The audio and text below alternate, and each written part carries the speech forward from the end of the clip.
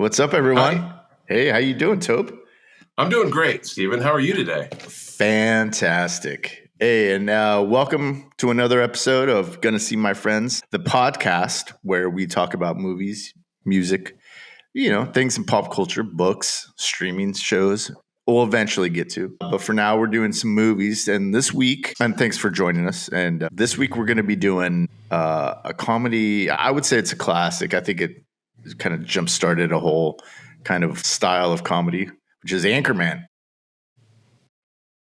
Yes. Anchorman. The Legend of Ron Burgundy.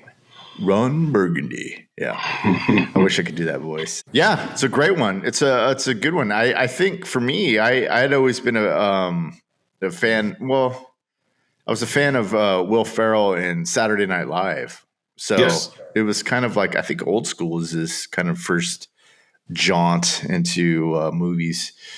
I mean, aside from the side characters and like Austin Powers and things like that. But yeah, first kind of like maybe starring role. But anyways, yeah. Where was this? When did you come across this movie, Toby? Yeah, I remember distinctly. Didn't see it in the theater. We rented this movie with Logan and Anna on New Year's Eve. The four of us rented this movie. We rented a couple of comedies and we got a bunch of good bottles of champagne. And the four of us plopped down for an evening of watching silly movies. And none of us had seen Anchorman. And we were all a little like, hope it's good. We'd seen Old School and we knew Will Ferrell from, more cowbell and things like that from the 90s. And we were a little like, no idea back at the time, you kind of kept your fingers crossed with comedies because there was a lot of silly stuff. There was a lot of, there's always laughs in movies like this, but we kind of went into it not expecting a whole lot.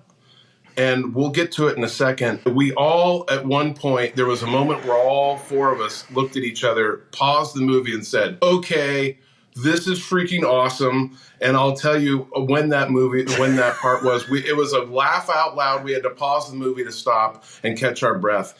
We'll get to that in a second. Okay. But we were all like immediately like, I'm in love with this movie and it's only 15 minutes. We're only less than 15 minutes into it. So that's where I was. Where were you? Did you plop down in the theater in 2004 to see this one? No, let's see. Maybe. I don't even remember. I remember seeing it at home at was I living at Fair Street yet? When did this movie come out? 04. Yeah, 4. So yeah, I think I was. I think I just saw it at my house. I think we rented it. I could have seen it in the theaters. I don't really remember. That's kind of hazy time for me.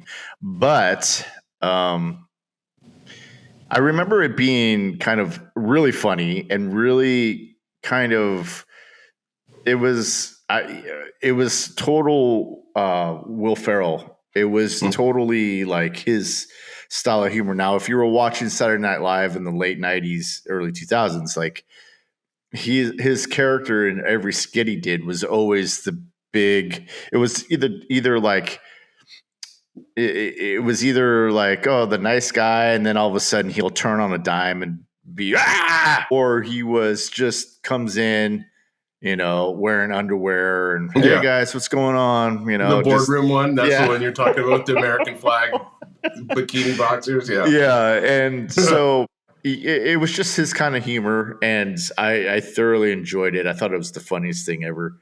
And I think what we were kind of talking about pre-show was, I think, this kind of was the beginnings of a lot of the comedies that we saw in the early 2000s, whatever you call them. I don't know what you call them, and I was doing research for this after you had pointed out what you were going to talk about. I went back and looked up all these kind of movies that kind of define that era. And it's surprising how much cross-pollination there is in a lot of these movies. Absolutely. Like with Adam McKay, Todd Phillips, and a lot of their movies have kind of defined that early 2000s kind of comedy, which is kind of like in the 90s, it was a lot of frat humor, which was frat parties, college stuff, road trip. There's that movie Road Trip. Yep. So it was kind of the beginnings of all this stuff. And and what you were saying to me, shout out to Nolan when he was saying, well, maybe it was old school that started this. Well, maybe it could have been, but I think, and you, this is what you said, and I'm quoting you, is that, what was it? Old school walked so Anchorman could run, You got basically. it. Yeah. And I think I totally agree with that, because that's kind of the whole, that's how it kind of spawned in this early. Your thoughts? I 100% agree. This is the reason why, when it was my pick, I wanted to pick this, for not only because it's been on the list for this exact reason, and we'll just old school being the one that everybody thinks of as the first, like, Will Ferrell kind of steals the show. Yeah. I mean, right? And that's a Todd Phillips movie, but it comes out a couple of years before Anchorman. And Anchorman I find it to be, this is the one that opened the floodgates. Right. For Adam McKay and Judd Apatow producing, writing. They don't do a whole lot of movies necessarily together. They're Right. both not only involved in this movie, they're both in this movie as cameos. Right. A lot of people don't know. You don't see Judd a lot, and you don't see Adam a lot. But they're in the same. Where they're within a minute of each other in the cameo. Right. And once you see it, you'll be like, if you didn't know that was them, you'll be like, okay. But Will and Adam McKay had started Funny or Die. And they were doing a lot of writing together. Everybody remembers the landlord, Pearl, coming to the door, 4-year-old, and, where's my money? That's Adam McKay's daughter. And so when Will was, they were writing so much together. This Anchorman, written by Will Ferrell and Adam McKay, largely Will Ferrell. Adam McKay is credited a lot for being all the throwaway lines that you see in this, especially from the intro as he's, warming up his voice. The arsonist had oddly shaped feet. These are all Adam McKay things that he's yelling from off screen to have Will say. And with a mic, usually has a microphone. You can hear him way in the background, and he's just throwing out these lines, and most of the time they don't get it right on the first one because the Human Torch was denied a bank loan, and just ridiculous things. That's Adam McKay's ability to just off the top of his head make the funniest people in the world laugh. Yeah. So with this, obviously, this just opens the floodgates to you just have Will Ferrell movies after this. You have 40-Year-Old Virgin comes immediately after this. That is, you get the Apatow Productions and Adam McKay. So the list goes on and on. There's a full page of movies. We'll get to that as we get through this pod. There's so many to talk about. And you have, if you like any of those movies, if you like those HBO shows, that involve Danny McBride that he's written, you have Anchorman to thank for that. Yeah. So let's get into it. Yeah, man. I definitely agree with that, man, because I think, I wrote down, like, Apatow, he started out he produces and he directs Freaks and Geeks, He directs a couple episodes. With Judd Apatow. With Apatow, right? That's right. Judd Apatow, that's what I'm talking about. Okay, I'm sorry. Yeah. You said, I think you said Adam McKay. I could be wrong. Oh, okay, sorry. Judd Apatow, he produces and directs Freaks and Geeks. And then his first movie is 40-Year-Old Virgin in 2005. But he has produced he helped produce Anchorman, Talladega Nights, Step Brothers, Superbad, Drillbit Taylor, Wedding Crashers, which is in that genre of movies. Yep. The Cable Guy goes back, even Judd Apatow even went back and produced Cable Guy. Forgetting Sarah Marshall, Get Him to the Greek, Pineapple Express, and Bridesmaid. So he has his fingerprints on all these kind of movies that are, like I said before, kind of genre defining, in the sense of like I was saying before, the 90s was more of the frat humor of college and all that kind of stuff, in my opinion. But as you get into the early 2000s, then it becomes that same mentality, but yet maybe in a professional setting or in a grown man setting, or maybe you're married just some sort of overgrown kind of jock, frat, whatever you want to call it. I don't know what you call it, but, and this is kind of where we begin with, let's see, Anchorman, The Legend of Ron Burgundy. The Legend of Ron Burgundy. Fantastic. You brought up a good point about how I keep hitting my table. You brought up a good point about how this is kind of a throwback to a lot of different things, especially the 70s anchor people and kind of the things that women kind of went through to kind of, get to where they were at that time, because there wasn't a lot of women anchors. I think in the early 80s, there was this one anchor lady, Jessica Savage, who I don't know if you've ever heard of her. Recognize the name. I've heard the name for sure. And she had a lot of roadblocks, and she made it into NBC, and she was doing the weekly news, but she had a lot of problems as well. A lot of alcoholism, and I think she ended up dying, rest in peace, in a car accident relating to her alcoholism. She just couldn't keep it together, and but I think a lot of those women anchors probably went through a lot of misogyny and a lot of BS to get to at that point. Can you speak about that a little bit? I know you had a lot of great points.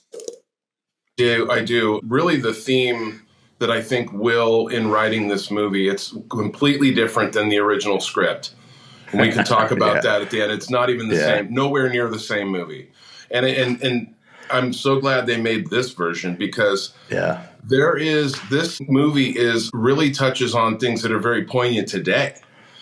In the just overt misogyny that is taking place in this man's world. I mean, Bill Curtis tells us right from the introduction, it was the time of the Anchorman, and the Anchorman read supreme, when only the news could be read by a man.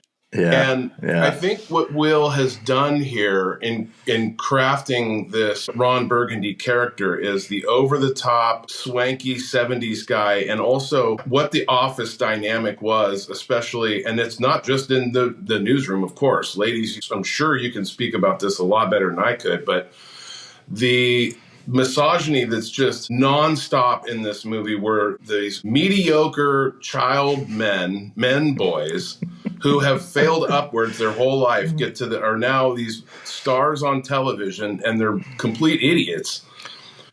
But someone who is very talented comes along and who does deserve the job and can't get in because it's just not the way it is in the world. The world doesn't work that way. And what Will has done is he's shown, A, how ridiculous the misogyny is in this, and B, when the female characters give it back to the men, they are right, and they win every one of those battles. It's so good. Yeah. It's with today's climate, where we're seeing a lot of, we're not going to get into politics, but let's just, we have companies that are trying to get rid of their policies that are been put in place.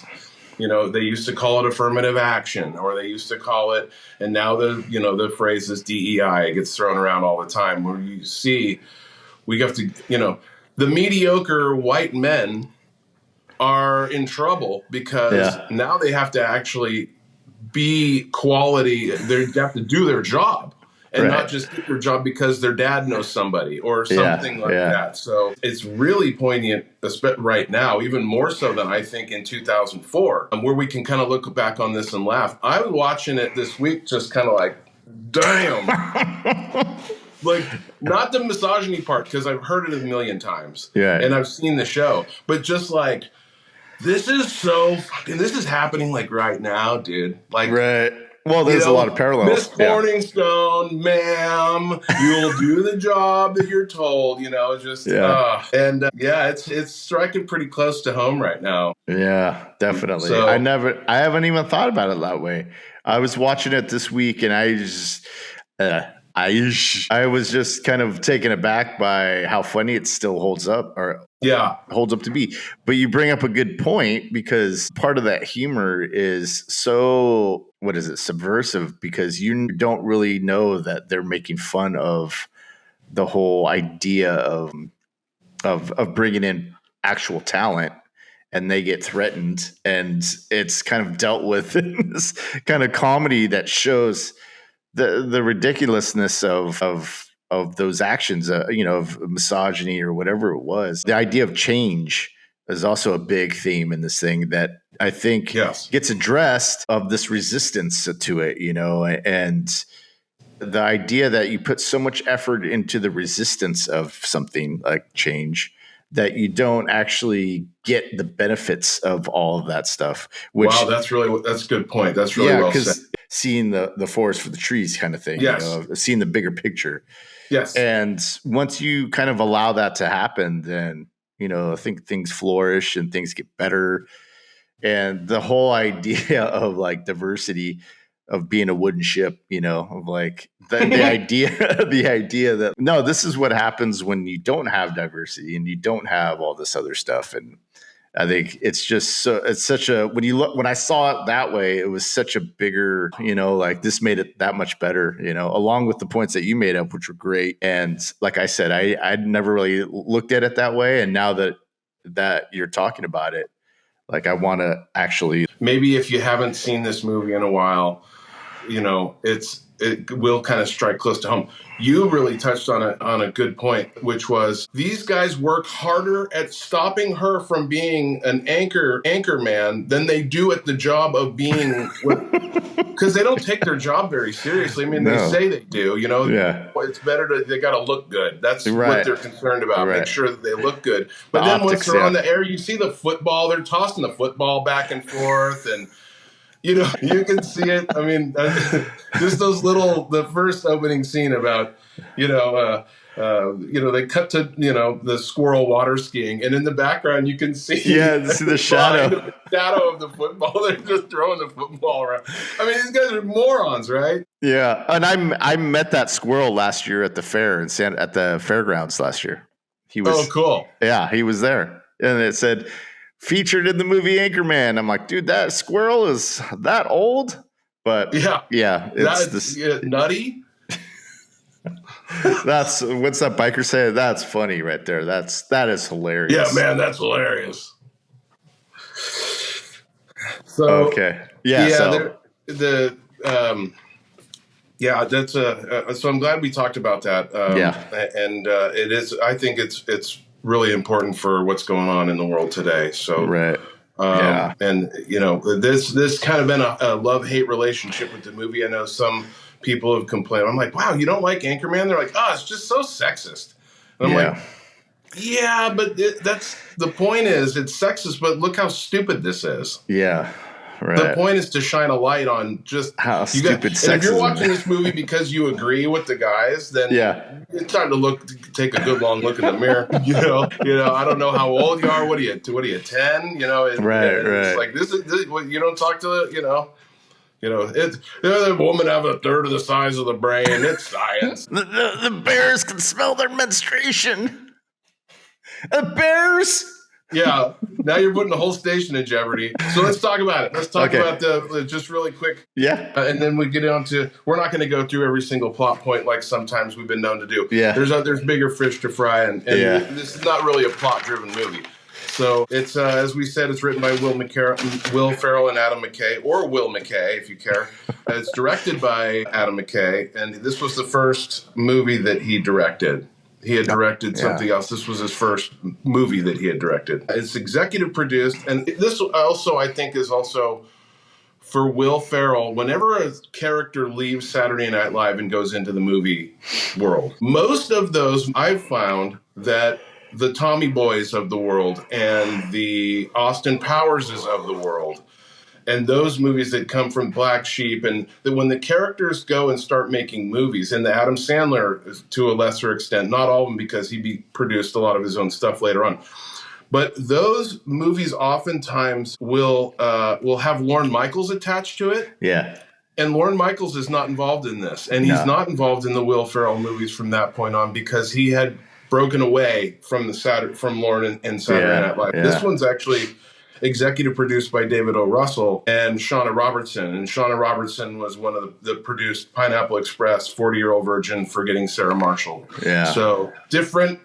It's a whole new world. It's a brave new world now for this group. They're off and running. And everything from this point, the guys that you've got Seth Rogen as a cameraman in this, but he and his writing partner, Evan Goldberg, have like 3 screenplays that they wrote all the way back in high school. They've been sitting on for a while. Yeah. And because Seth gets in with Adam and Paul, or Judd Apatow.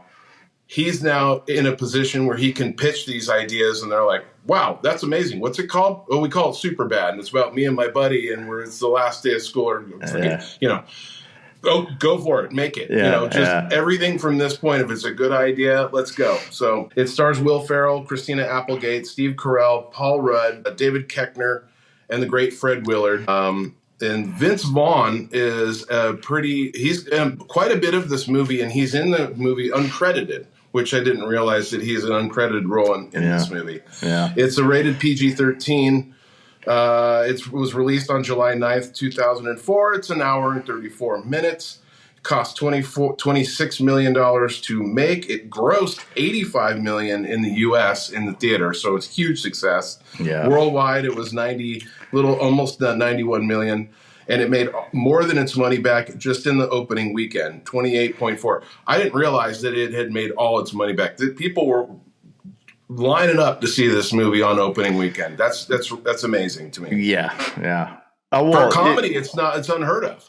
Well, he did a lot of promo work around this one. He did do it. Yeah, he was on ESPN. Yeah. And you're absolutely right. I forgot about all that. Yeah, he did a lot of appearances. Yeah, yes. He did some actual newscasts back up in like North Dakota, and did he really? These small market media places. Yeah, if you go on YouTube, there's a couple of them, or at least I found two of them. Nice. And they're like, he's actually reading the news, and it's pretty funny. Is it funny or is Well, he's doing it. People? Yeah, he's actually acting like he's Get out of here. That's because I think it was like some today in like some fire trucks. There was a fire like alarm that went off at a school or maybe a shopping mall or something, and that must have been whatever he said. And the lady that's with him is like, other news, she's trying so hard not to laugh and. And he did a lot. He did the ESPN stuff, and then he did interviews. Like I think he went overseas, even, or maybe I don't know. But he did like this big conference as Ron Burgundy, and so they had all these journalists. It was like a journalism kind of convention or something, and they had all these other journalists asking him questions, and this one English lady was like, asked him a question. He's like, first of all, I don't believe your accent, just things like that. And yeah, he did. So it was, I think that helped a lot of that to kind of come out. And plus it's Will Ferrell. So, kind of, I wouldn't say Andy Kaufman-esque but he kind of does dive into his characters, and he like method 100% into the bit, He's out there method acting in these places where that's rad. Yeah. I mean, he's into like commits to whatever he's doing 100%. And it's more times than not, it's funny as hell, because it works. And there's times when it doesn't work, but the cool thing about that, when shit doesn't work for Will Ferrell, he'll acknowledge it in character. So, so he'll be in on it as his character as well. So it all works out at the end. So, yeah. Well, and what he's done in his ability to do that is he doesn't even have to say anything anymore, and he'll get a laugh. Right. He showed up at the Kings hockey game around Christmas time, and he bought a elf costume off of Amazon for like $20 because he didn't keep his costume from filming Elf. Right. And he just sat there, and he had a cigarette hanging out of his mouth, and he sat there for the whole period. And they just kept showing him, and he had let his beard grow out a little bit, so he looked like he was just like, things have gone bad for Buddy recently. And he wouldn't smile, he wouldn't crack a smile, and he was just kind of like mean looking, and it was the whole and he can do that. Right. He can do that now, where once all he has to do is just walk out on the stage, and people you're pre-laughing, you're ready to go. Well, I mean, there was a time when he did the ESPYs as Harry Carey came out, And Oh my God. half of the right. audience was laughing, but then like Ken Griffey Jr. and a couple other, like I think John Elway, were just like, if they could go up there and kill him, they would have fucking beat the shit out of him. Yeah, it's a risk. Yeah, and it's just, but he has that kind of courage to kind of, again, commit to the bit and to just do it with that regardless. I mean, he's one of those type of people that can just probably go out in his underwear and it'll just be funny, So I think he has gone out in his underwear and it's just been funny. Yeah, many times. But like you said, it's kind of like you are preparing for laughing, when it comes to Will Ferrell. You know where this is going, and he's done roles that aren't comedies. Everything Must Go wasn't a comedy, and he can act. I mean, it's not that he can't, he just enjoys making people laugh. Yeah. We don't deserve Will Ferrell. We really don't. Well, there was a movie that came out, I want to say 04, 05 maybe, where it was a small indie movie, and I rented it with the girlfriend I had at the time, and we watched it. And it was like a drama, but there was some comedy elements to it.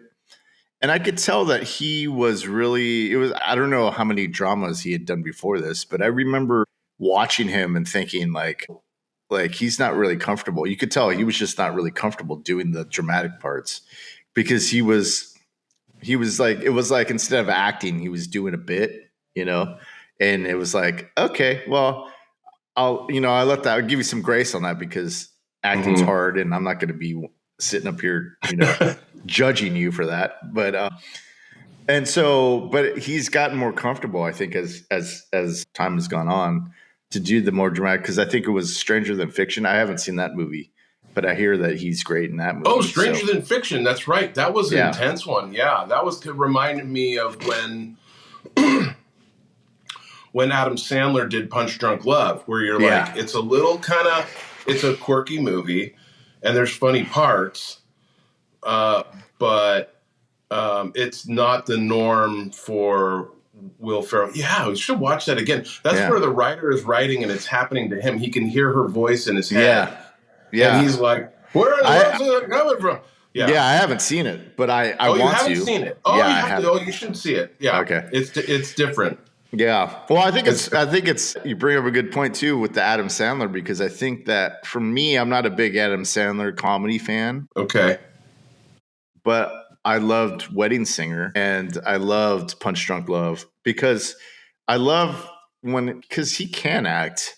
And I remember seeing Wedding Singer and being like, okay, this is what I can get behind. I can get behind him doing his occasional Adam Sandler isms, but the majority of the story is this dude that just loves this girl, and it's and he's not the funniest character in the movie. Usually with Adam Sandler, with Happy Gilmore and Billy Madison, he's just so silly. Yeah. That he's just got the one gear. And sure, in the Wedding Singer, he's got some funny parts.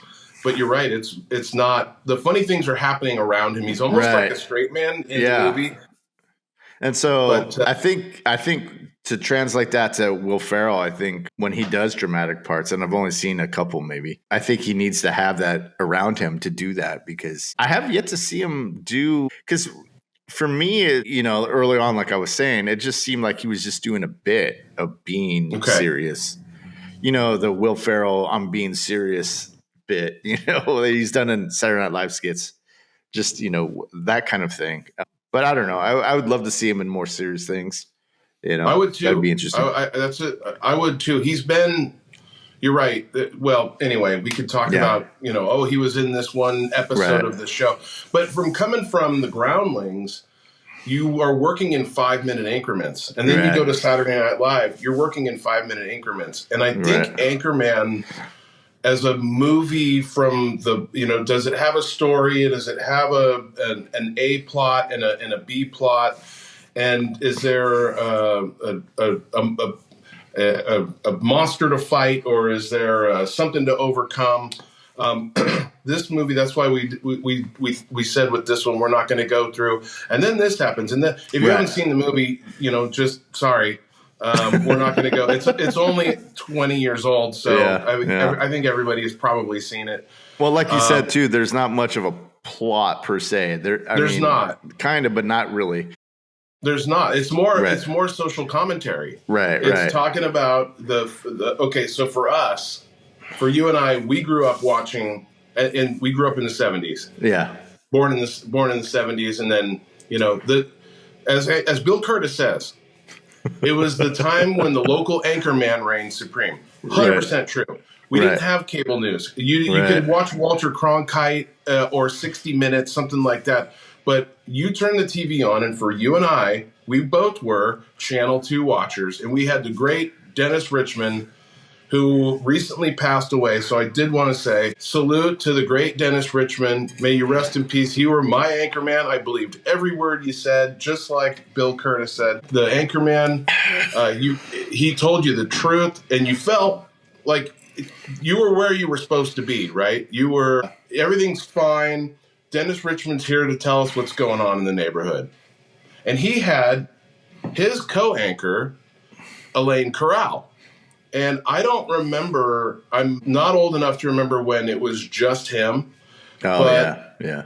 I remember the two of them, and they were a great team. Yeah. And I was just so fond of both of them, and I'll never forget them. So just a shout out to the great Dennis. And Elaine Corral passed away before, years before that. So we lost both of them. But our childhood, absolute legends. But it was the 70s you had, and what this movie does so well is also really show you kind of how cheesy everything was. You've got like on sports, and it's got a guy with a baseball bat, and the ball's like cracking off the bat, and there was no screens behind. It was TV screens. It was TV screens. Yeah. And then when the intro did have the whole group had to be walking together. They're all introduced the whole beginning intro of them, and Brian Fantana. And he's like singing doo-wop with the guys around a 55 gallon, And then as they roll the credits later on in the movie, when he and Veronica are together on the screen, they show what people are seeing at home on that old TV that's on the floor that's massive. And you see them talking to each other as the credits are rolling. But you always wondered what it is they're talking about. And they're just like threatening each other's lives. Like, I'm going to punch you right in the baby maker. Oh, I'm going to do this. It's so good. And just these little points like that. But yeah. Well, those things were always kind of, and growing up in the 70s, so I don't know how to even put this. So the people that make things now that weren't in the 70s, but their interpretation of the 70s, it can be a little overdone and over. They can't, so they don't get a lot of it right, do they? Right. But I know that McKay and Ferrell were, so they know that all this stuff was kind of legit, and it's maybe it's a little like, but not really. It's pretty much on the mark about the fashion, the hairstyles, the optics, his apartment, the furniture, the cars. The car, I mean, there's a lot they can't change, like the panoramic shots of San Diego. There's things that you see in there that weren't there in 1970. They don't say what year this is, but it's supposed to be early 70s, I believe, is what they're saying. It's the IMDb description just said in the 1970s, San Diego. So it doesn't really matter what exact year it is, but you can tell they've got all the color schemes, the suits these guys are wearing, the huge ties. The detail in this is it's silly, but other people nobody realizes just how brown and orange everything was in the 70s when we grew up. It was just gross. Like everything looked like it had cigarette stains on it. Yeah, that's all I remember. When I think of the 70s, I think of the pictures of me when I was a baby. Like that's how I see everything. That's how it was. That's the color scheme everywhere. I mean, we had a brown and green station wagon. Yes, had the same one. It was just with the back, the long ones, and you could sit in the back, and me and John. Oh, the very back. Oh yeah. Yes. And everything was just, you know, like green, lots of greens, lots of Oh brown, lots of God. yellows. And then it Just looks like these. if you were to look at a picture taken in the 70s, that's what it looked like. It wasn't, you know, like people go, oh, that's the film. It was a different type of film. No, that's just how what it looked like around. No, these guys. I think Brian's wearing a leisure suit at some Yeah. point in the movie. They're all just everything. Just so much polyester in this. Well, and It also looks so uncomfortable. And also, there's a little thing that links it with Mad Men, which I talked about in one of our I could first talk about podcasts. Mad Men all day. Right. So there's a scene in Mad Men where, you know, they're having that picnic and then he drinks the beer and then just chucks it. And then Right. she does she just does this to get all the stuff off the blanket and then walks away. And Yeah, they just leave the trash in the park and just walk off. So there's a scene in this at the beginning when they're walking right before they meet Vince Vaughn and they're eating and they just throw it on the floor. Right. That's what you did in the 70s. And that's kind of like the touch, you know, that a lot of people don't realize is that, you know, in this, I remember my grandmother, you know, I think we used to go on road trips and she would have like food, you know, like little tortillas and stuff, and we'd eat it and when it wrapped in a napkin. And when we were done, she would just throw the napkin out the window. And that's what we did that was just, looking back now, it's horrifying. But I mean, back at the time, it was like, well, we're not going to dirty up our car. I mean, we wonder why there's an island of garbage the size of Texas out swirling around in the Pacific Ocean. And there's like, okay, guys, no more plastic straws. Come on, no more. Let's try to. You and I are both drinking I drink out of this thing every single day because one more water bottle I don't want to. I don't know. I recycle it, but somehow ends up out by Fiji. Don't ask me why. Well, it ends up in our testicles. You know, that's what I just read a report. Oh, yeah, the microplastic. Yeah, you're right. Yeah. Good. Well, better. I mean, yeah. So there we go. Anyways. So let me ask you this because I have my answer. What for you is, and we could talk about the scenes. We kind of talked about the opening. What for you was the first big laugh out loud? Is there that moment? Because I got mine and I touched on it at the beginning, but mine was because Logan and Anna and Christina will remember when they listen to this, they're going to be like, "This is what we had to stop. We had to pause it and take a 5-minute break because what's for you? Do you have that moment in this movie?" Well, mine was, I wrote it down, was the intro to Veronica when he sees her at the party. It's Odin's sword or whatever he says, and that whole dialogue he has with her of like, I want to be on it, or I want to be on you. You have a great hiney. And just the ways he's striking out, because again, pointing out the stupidity of these men is that he doesn't have to do anything. He's never, you know, it's like what I say, the pretty privilege, you know, of people that I see nowadays. You know, whatever. And, you know, obviously he had it because he was the Anchorman and, you know, he's on TV and everybody loves him. And the fact that he has to actually work and be creative and use his mind and use his brain to be like, how do I get this girl? And, you know, his short-sightedness of how do I get this girl in bed? I don't know. It's just funny. I know Merlin Olsen. I have many leather-bound books and I'm sorry, you know? Yeah. That was the first laugh that I had laughed out loud. I remember, because now when I see it now, I kind of gauge the movie by, okay, this is where for me, the laughs start. I mean, I kind of chuckled. The whole beginning is like, it's funny, but that part was the one that I laughed out loud and was like, okay, I see what kind of movie this is. There are many of them, but the one that I remember specifically was, it starts out really funny, and I'm going, okay, because like I said, we kind of went into this going, hope it's good. Yeah. Everybody seems to think it's really funny, but you know, and we again never seen a movie really like this, and when we realized this one was different, and maybe it's just a little thing, but every time I watch it now, still to this day, it's a laugh out loud moment for me.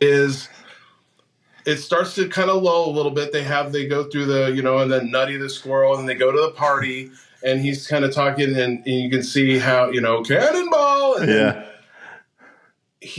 they introduce Veronica at the meeting. Yeah. And then they cut to the scene where they're now in Ed's office. Oh, yeah. And they're all complaining to Ed. And they all take their turn complaining to Ed. And first it's Brian's going, this is Anchorman. And then Champ's Anchorman, not Anchor Lady. And Brick, I don't know what we're yelling about. We just were like, what? Hang on, and then he comes back, noises!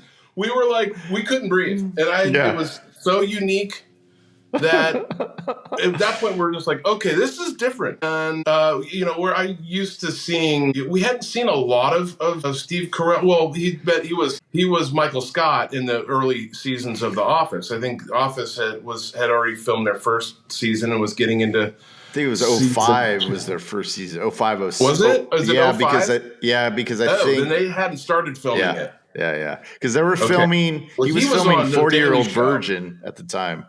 They were filming both? Yeah, they were filming 40-Year-Old Virgin and The Office. I think he had just come off 40-Year-Old Virgin. And it hadn't come out yet, but they had filmed it. And they started filming The Office. And so that when the 40-Year-Old Virgin came out, he became a big star. And then The Office was already playing or something like that. Yeah. Okay. Okay.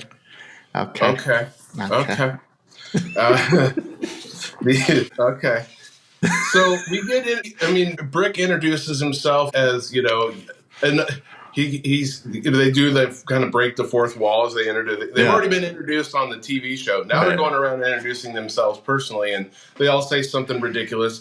Brian's got a name for his and James Westfall and Dr.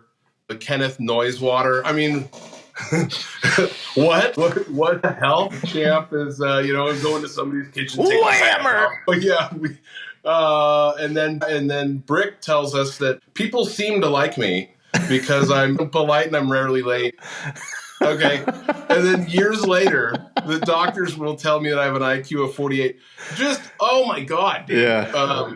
And then you're kind of clued in. Okay, now so from that point, the next thing that Brick says after that screams, I don't know what we're yelling about. Yeah. I don't think I could catch my breath. I was unprepared for that line. It comes out of nowhere, and he's so good, and he's so mad. It was so ridiculous. I'm like, dude, this is for me. Yeah. They made this movie for me now. I think that was a launching pad. I mean, for Paul Rudd too. I think because after this, because Paul Rudd had done like romantic comedies and did Clueless, and he did that movie. Everybody was in love with him in Clueless. Absolutely. And he did that movie with Jennifer Aniston, and so he was kind of this thing, those are the only two things that I'd known him in. And then he had done this. And I remember him saying, like, this kind of opened up comedy for me because, he working with Will Ferrell and McKay and all the other people, and the way they just kind of improvised, they would, I'm assuming, because I've read some history on this, but, they would do a take and then they would do, okay, we got that in the can. Now we can just go crazy. And I'm assuming that they did this because the dialogue in this movie is just really has a loose feel to it. Excuse me. Yeah. Has a loose feel to it. So, yeah. Anyways. That's why the writing credits are kind of like, it's written by Will Ferrell and Adam McKay, but so much of it was improvised. Wow, yeah. And you've got, these guys are all great at David Koechner's, and Steve Carell was part of the Dana Carvey show. Second City. Yeah, Second City too, yeah. He was Second City with Stephen Colbert. The two of them did a lot of writing together. They were on The Daily Show as correspondents. After, with Jon Stewart, brought them on. They would come on, and same with John Oliver. Yeah. Kind of replaced them, and he's now gone. I mean, that's a talk about a launching pad. I mean, these things. Yeah. But you're right, with Paul Rudd, after this you have, which is a Judd Apatow movie, you get into 40. Knocked Up. Yeah, Knocked Up. And this is 40. And then Role Models comes after that with Sean William Scott. And then that movie Wonderlust. Is that movie Wonderlust where he's like, you want this, in the mirror? Yes. You ever see it? Yeah. And isn't he in Forgetting Sarah? No, is it Forgetting Sarah Marshall? I don't remember. He's talking to, well, now we're kind of going off on that. What was that one time? It was a launching pad. Yeah. Definitely. It is 100% launching pad. Steve Carell goes on to do both comedies and starts getting into like with Little Miss Sunshine. That's very much a dramatic role because he's playing this guy who has just recently tried to commit suicide, and it's just really dark. Great movie also, by the way. If you haven't seen Little Miss Sunshine, you got to see Little Miss Sunshine. Yeah. What? I haven't seen it. I've heard about it a bunch, but I got to work on you, dude. I got to work on you. Can we talk about the fight scene real quick? Yeah. Because there's so many cameos in this movie that the amount of people who agreed to cut. That fight scene in the street when they go. Brick tells them that he knows a shortcut to get to the suit store or the pants store, if you will. And they're now walking down down an alleyway or whatever, and they come into all the other news teams from around San Diego, and you've got a veritable who's who. Yeah, there's 24 people get into this fight, and it's amazing. I'm not. And he has a trident, doesn't he? Does he have a trident? There's a guy. Yeah. There's a man on a horse and a man on fire, and I killed a guy with a trident. I stabbed a man in the heart. From that big fight scene to, you've got everybody in this. Tim Robbins and Ben Stiller. Who's great as the Spanish language network. Owen Wilson, yeah. Yeah, right? Luke Wilson. Luke Wilson's in it. Yeah, Luke Wilson gets both his arms chopped off in this movie. It's just silly. It's just little things like, can we chop off somebody's arms? We're gonna do it. We got enough people. We can certainly. Brick's got a hand grenade right before the whole thing starts. And Brick, where'd you get a hand grenade? I don't know. Okay, and then it's on. They fight, and then cut immediately back to they're all beat up. They cut immediately back to the office where they're drinking. It's Miller time. They're all drinking Miller High Life. Don't think that was lost on me. This is freaking Miller time. And that escalated quickly. That really got out of hand fast. Yeah, you think? The stating the obvious can be so funny to me when you're just like, we don't really need it spelled out for us, but that is so funny to me. Well, that's how this movie is constructed too. It's a lot of like these vignettes or skits or whatever you want to call them. That's right. And that's kind of the telltale sign. Like for me, I always think about, we're talking about the early 2000s or the mid 2000s maybe. And for me, like this was kind of Stripes was this kind of movie for me in the 80s when I was a kid. Yeah. Because Anchorman is kind of parodying, it's a parody of like the news anchors and all that kind of stuff. Whereas I think Stripes did that with not the military, but being in the military, it just kind of was the subversive type of comedy that, because I had family members in the service, and they would be like, "Oh man, he would have been 86th out of the Army for that. He would have been, of course, whatever the terminology is." And I'm like, "Yeah, but it's a comedy, So, but I always compare it to that because it had the same kind of effect on kind of like the zeitgeist, I guess, or just at that time, maybe not the zeitgeist, but the culture at the time was the comedy, because you hear a lot of it today. A lot of people say today, "Oh, they couldn't make this movie back nowadays," and it's like, well, it's not really that. Yeah, who really? I would think that you could. You could make it now. Yeah, I think like they say that about The Office. You couldn't remake The Office now. Sure. You'd make it a little different. It would be. That's looking back to hindsight being 2020. Looking back on things that you're like, of course you wouldn't write that joke now. Wouldn't make a lot of sense. You'd write something different that would be edgy, but not, maybe not take it too far. And then 20 years from now, you look back on that and go, boy, you wouldn't say that today. Well, that's my question to you would be like, is there a comedy that's come out lately that kind of fills that kind of itch for you right now? I wouldn't say I couldn't name one. There are certainly television programs. There's a lot of good streaming stuff that I look forward to every week when new episodes coming out because I know I'm going to laugh.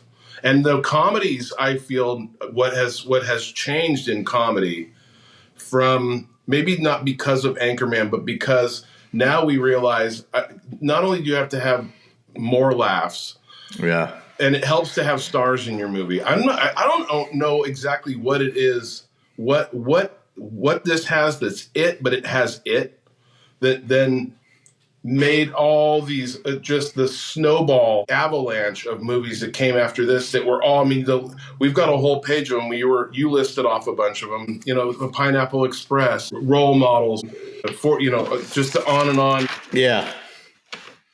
Talladega Nights, Step Brothers, The Other Guys, Starsky and Hutch, The Hangover. This is the End.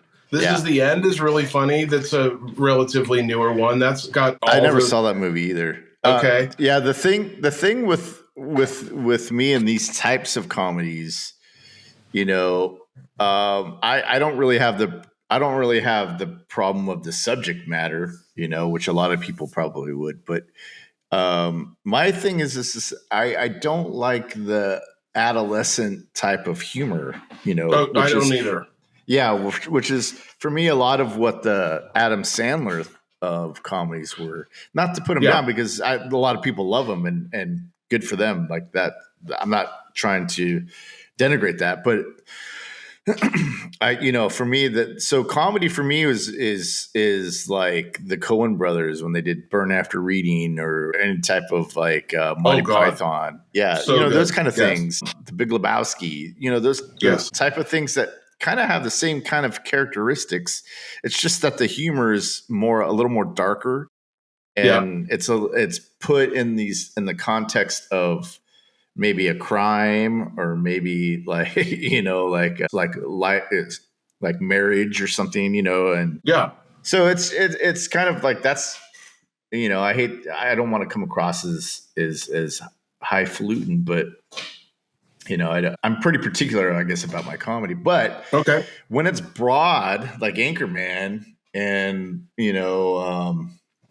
let's see, Anchorman, Due Date was another one that I liked. And that was Todd Phillips. It's just more. I just like it when it's a little more. The Hangover. Broad. Yeah, you're talking Todd Phillips. Hangover. Hangover was okay. I liked the first one. I didn't really see the other two. I don't really need to see 3 movies about this, No, the Hangover. Yeah, we're good. I thought the original Hangover was spectacular, personally. But you're right. There is a lot of you're talking, the adolescence. Do I need a movie of dick and fart jokes? I don't. To a point, I love fart jokes, but it just. If you're gonna base a whole movie on those things, then I'm like, all right, I'm out. But I'll laugh at a fart. There's nothing funnier than if you're watching, say, an episode of Parks and Rec, and Jerry is fumbling through something, he drops something on the floor, and he turns around to bend over to pick it up, and it's all.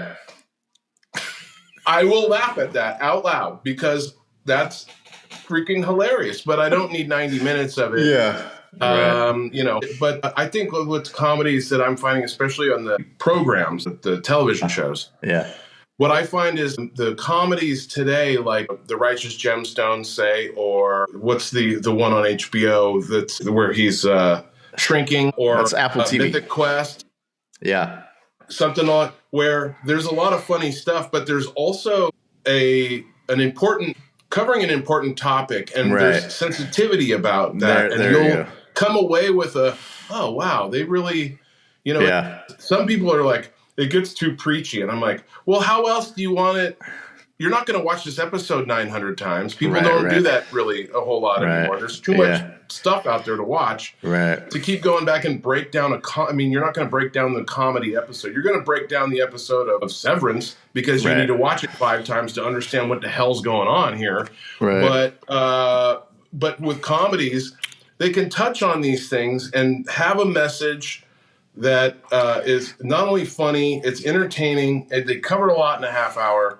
So comedy movies that are out, boy, what did we see? Well, we saw, I'm trying to think of the last comedy I saw in the theater. Would have to be Beetlejuice, if you want to call it a comedy. I don't know. Yeah, I don't know. There's either. good stuff that comes out on Netflix. You'll get them free movies. They're not free. I mean, you're paying for them, but you know what I mean? Like every week it'll be like, this just dropped. What did we see? There was a good Christmas comedy. I thought Red One was really good this year. That was a Christmas comedy. But anyway, we could talk about all that. Yeah, Why don't you, since we have a little bit of time left, tell everybody, because I think you know it better, tell everybody what the original plot of this movie was supposed to be. I just heard what you heard too, but yeah, it was supposed to be that they were going to like Ron Burgundy and his crew were going to a convention, what do you call it? Anchorman, anchor convention, I guess. Yeah. And they take a flight and they crash land on this island. And on this island, I guess it kind of forms this. They kind of form this. What's that book called with all the kids on there? Oh, Lord of the Flies. Yeah, Lord of the Flies type of situation with other people that survived the plane crash, and they end up fighting these orangutans that throw ninja stars. Yes. Or something like that. Just completely different. Right. And then there was also another, but then that was the original plot. But then there was a movie, I don't know if it was a movie, but maybe like a short film made out of the cut scenes out of this. Yes. Thank you. Yeah. Yeah. Out of this thing. I have it. You have it? Oh, I've never seen it. It came with the director's cut DVD when I bought it. Yeah, it came 2 discs. Yeah. It's all the cut scenes they put together, and they called it Cup Ron Burgundy. Wow. And it's like 40 minutes long. Yeah. And it's a completely Veronica Corningstone gets captured and chained to a pipe, and he has to come rescue her. It's silly, but you can see where certain scenes had been cut. There was a lot of stuff left cut. Yeah. Have you not seen that? No. I own the uncut version, which is about 4 minutes. They cut about 4 minutes out. And I was watching it last night and I was thinking, wait a second. Like, I don't remember that scene, because there was that scene at the beginning when he was thinking about Veronica. And he comes home and he has like 2 kids and he's like, hey, kids. And they're like, hey, dad. And he goes, hey, remember, no eye contact. That's right. They're pressing his suits. Yeah.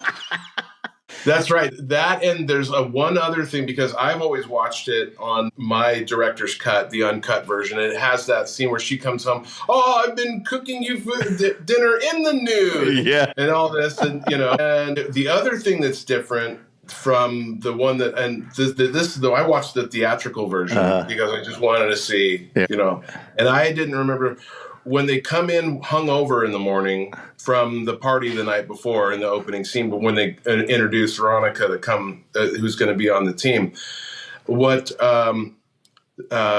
Champ says something different than what I remember. And it's not, in the theatrical version, he says, oh, I woke up on this Chinese family's floor and they wouldn't stop yelling. Yeah. And then Brick says, oh, I ate a red candle. Oh, that's right.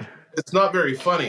In the director's cut, he says, he's all, no kidding. I woke up and I shit a squirrel. I mean it, literally. He's all, only thing is, I don't know what to do with it. Things running around my office. Now I got this shit-covered squirrel. Don't know what to name it. And Brick goes, I'm sorry. And Brick goes, I'm sorry, Champ, I ate your chocolate squirrel. Why? That's the only thing that's really different in the 2 movies.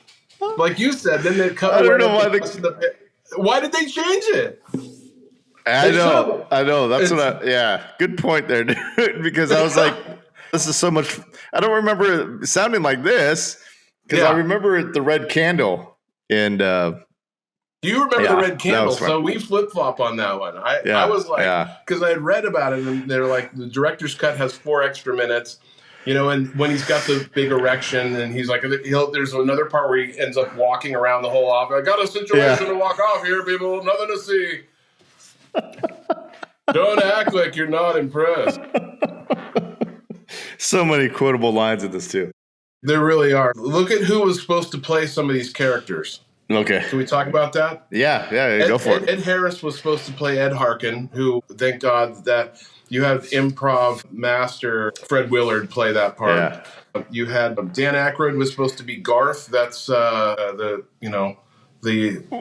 Ed's backup. Poopy. Alec Baldwin was going to be Frank Vichard. Who's Frank? Yeah, okay. Frank's one of the. I think Frank is the one who gets his arms cut off. Oh, was that him? I think so. I thought that was supposed to be the line producer guy. Or is this the? Could be. I don't know. They don't think they say Frank Vichard at any time in the movie. Yeah. So James Spader was considered for Brick Tamlin. Good God, could you imagine? Bob Odenkirk and Ben Stiller and Ron Livingston were considered for Brian Fantana. John C. Reilly was considered for Champ. That would have been fine with me. But David Koechner's phenomenal in this. I love Koechner. He's so good. And then Amy Adams, Leslie Mann, and Maggie Gyllenhaal auditioned for Veronica Corningstone, but of course went to the great Christina Applegate. And so there's some fun. Thank God it stayed the way it did. It's a classic the way it is. But dude. They made a sequel. We don't need to talk about the sequel. It was watchable. It was fun to see the characters that we all loved. There's some funny parts. I like watching the outro, the bloopers, the outtakes and the bloopers. I think a little bit more. This one has a lot of good bloopers at the end during the credits. There's a lot of good bloopers there that are fun to watch. What should we talk? Just to put a fine point on this. What should we? Want to do the Clay Thompson? You want to do Clay Thompson? Who's your Clay Thompson award go to? My Clay Thompson award goes to Danny Trejo as Rocky, who runs Rocky's Bar Grill Fine Dining. Rocky is the one who tells Ron Burgundy, the ladies can do stuff now. And he's like, what? He's not listening. I'm sorry. The scene where he's in the bar where he's hammered singing Afternoon Delight to nobody. Who else is in there is Jerry Stiller's in the bar in the background if you look closely enough. Jerry Stiller's back there.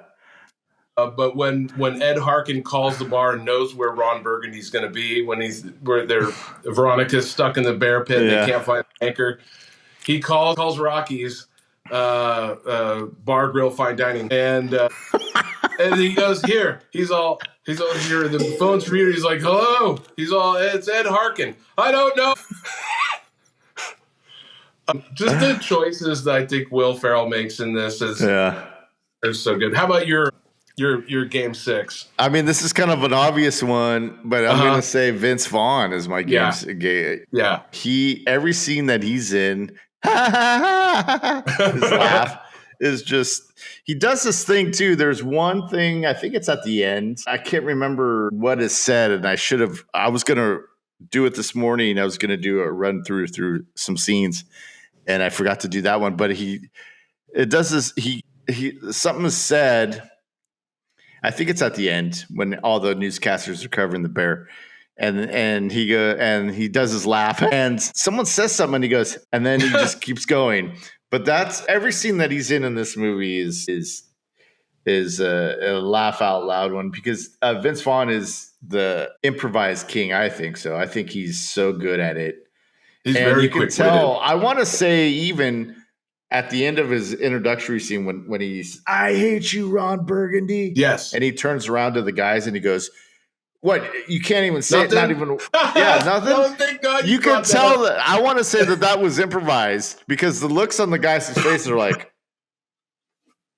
And he's right. You don't realize the other guys hadn't said a word. He's all, the guy who can't think says stuff. You guys just stand there. Oh God, that's one more joke to add on to the thing that makes this movie different. Is just that didn't need it, but he's pissed. He's like, Jesus Christ, you guys.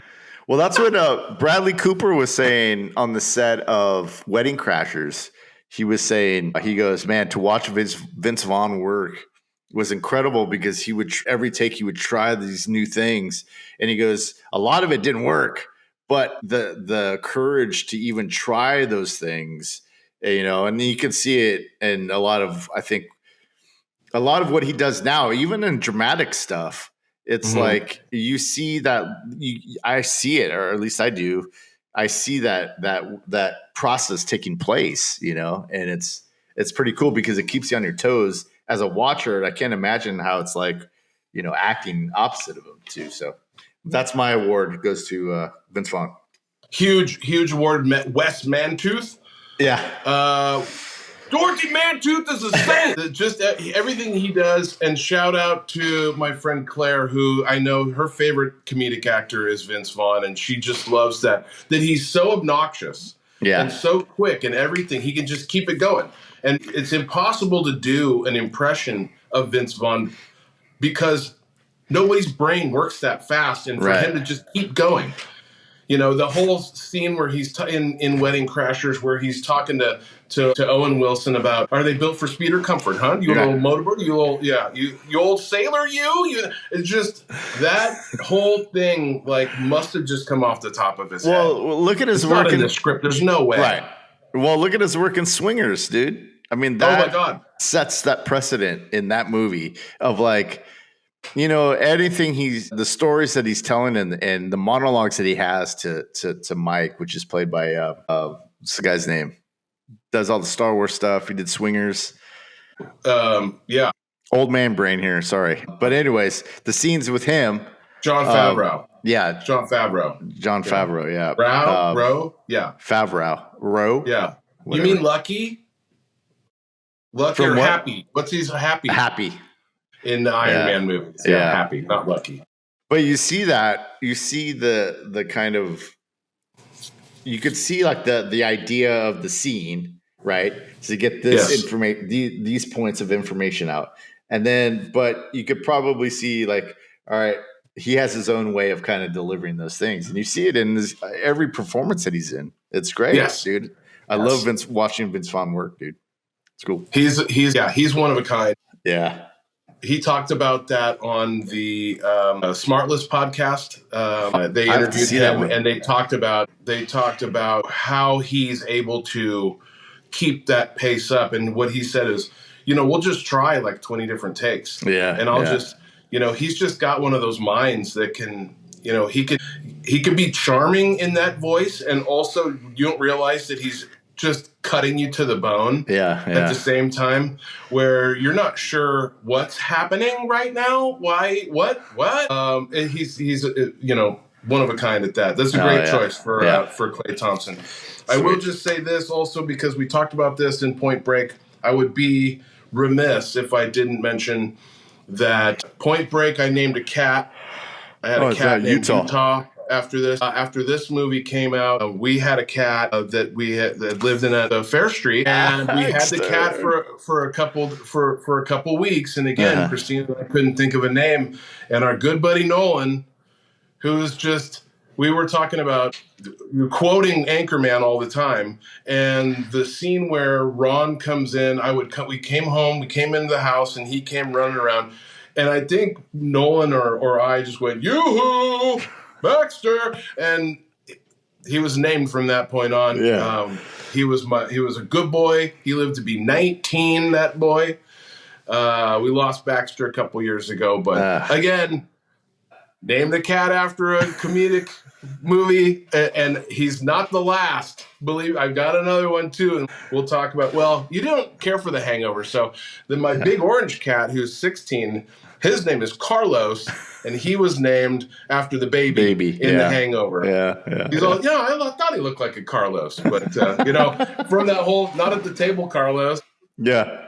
That's how he got his name, is that he was constantly trying to get, as a little kitten, trying to get on the, anyway. Yeah. So shout out to Baxter. Shout out to Utah again. Those are my boys, but big boys. All right. And then shout out, so... Cool, so man. Are we done here? This is it, right? I think we're done. I think we covered quite a bit. Let's see what else is... We covered quite a bit, had a few laughs. Yeah, we got to who was going to play it before. Do you have a favorite quote from this that you still say every day? There's quotes in this movie that is still. I will another one of these freaking quotable ones where I got a whole page of them. But is there something in here that comes up? I think it's not necessarily a phrase, but a sound, or maybe it's a word. That works. You and me, I always attribute it to you. Okay. When we're talking about something and I have to maybe correct you, or maybe I have to adjust something about what was said, and you go, okay. Oh, yes. From the first time he sees Veronica Corningstone. Yeah.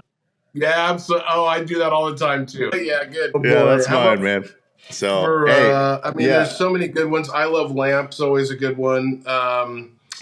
I'll say I'm not when he's scolding Baxter for eating the whole. Then Baxter tells him he's eaten the whole wheel of cheese, and he says, "I'm not even mad. That's amazing." That's one that I will use consistently. I think I whipped one out at Brayton during a tense exchange, which was loud noises. Yeah, good.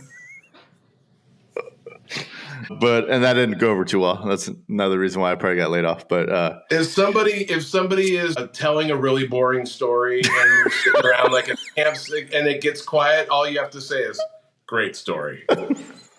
Compelling and rich. That's a good one to just pop because that'll be a tension breaker as well.